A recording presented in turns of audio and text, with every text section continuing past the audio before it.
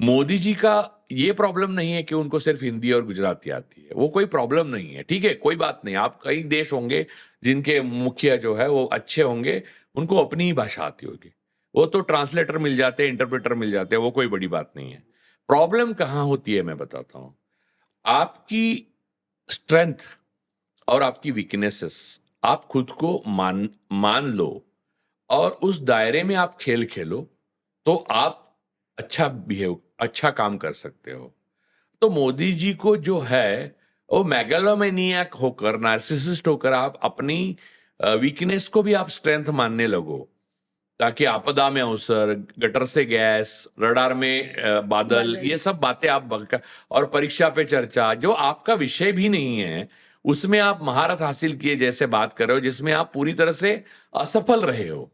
तो बात यह है, तब जाके समस्या होती है। देखिए, वो कुछ भी पढ़े लिखे ना होते, हाँ, मैं आपको उदाहरण बताता हूं फॉर एग्जांपल, और अपनी मर्यादाओं को मान लेते हैं और अपनी स्ट्रेंथ जो है राजनीतिक, उसको पूरी, उसके ऊपर पूरा दांव लगाते और मेहनत करते और नम्रता से, शालीनता से दूसरों के साथ व्यवहार करते, तो पूरा देश उनके साथ खड़ा रहता। भले वो हिंदी में बात करे या गुजराती में भी जाके बात करते, लोग अपनी बात मानते उसको, और वो लोग, वो देश भी समझ लेते।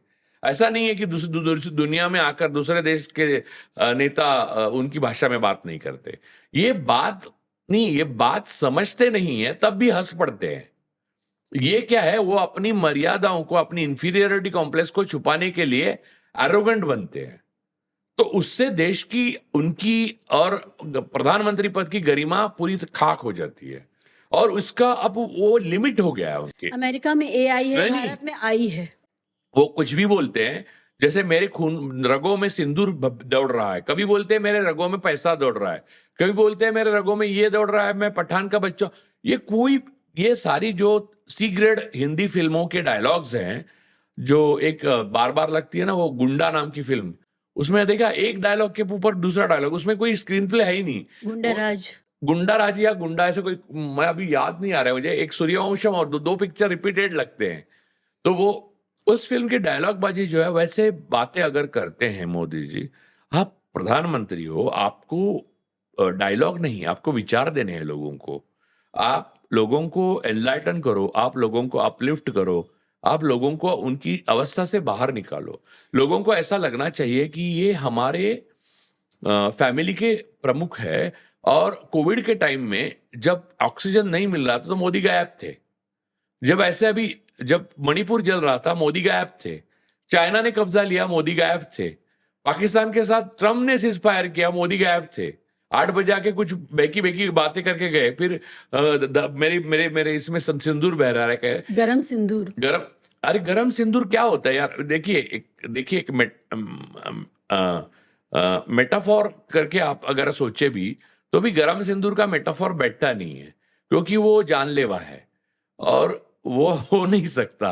क्योंकि ये मेटाफॉर भी नहीं, सिर्फ लाल रंग है इसलिए आपको दौड़े नहीं सकता आपके रगों में, और आपके रगों में 50 चीजें दौड़ रही है, उसमें एक ये और होगी।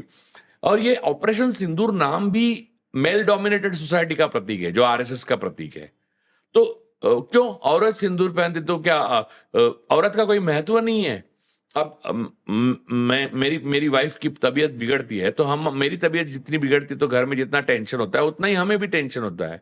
ये वो वाली सिंदूर वाली बात वो है जो हिंदू औरतों को पति के पहले मरने की बहुत आस होती थी, और अगर पति पहले मरा तो उनको सती दिया जाता था। उस टाइम के ये सिंदूर वाली थियरी है। तो ये कहां ले जा रहे हैं आप? कुछ भी बातें करते हैं, और सेना से झूठ बुलवाया।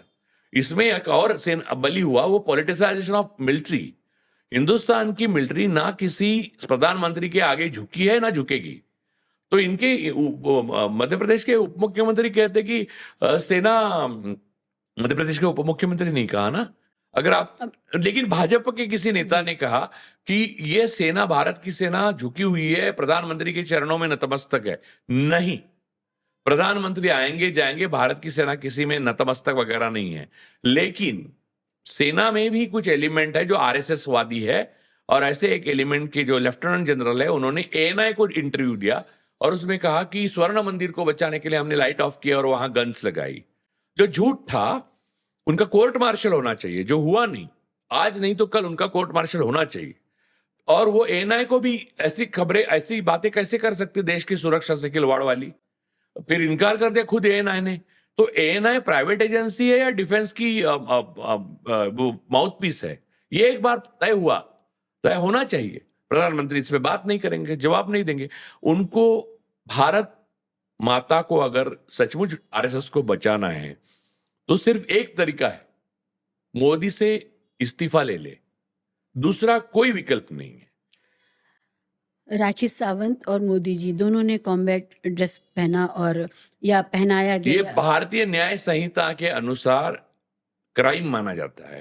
हम अगर भारतीय न्याय संहिता हमने नहीं बनाई। मोदी साहब ने तो पहना भी नहीं, उनके प्रशंसकों ने या उनके चाटुकारों ने उनका पोस्टर बनाया। नहीं, उन्होंने पहना हुआ फोटोग्राफ है, उसके ऊपर बनाया। अच्छा। हाँ, उनके मिलिट्री के यूनिफॉर्म में इतने सारे फोटोग्राफ्स हैं कि इतने मिलिट्री के यूनिफॉर्म में ऋतिक रोशन, शाहरुख खान और सलमान खान के ही है। बाकी राखी सावंत ने आज पहने। आप गूगल करके देखिए, मोदी जी के अलावा ये इन तीनों स्टार्स के मिलिट्री में।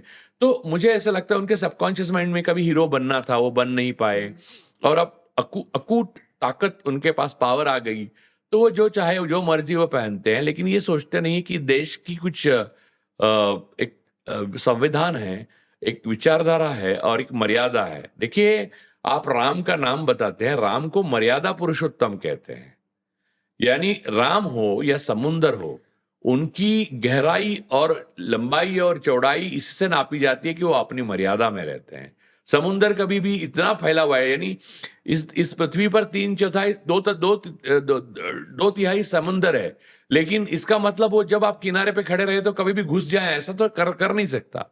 लेकिन मोदी इन 11 सालों में भारत में और 23 साल गुजरात में मर्यादा का उल्लंघन करने के लिए जाने गए।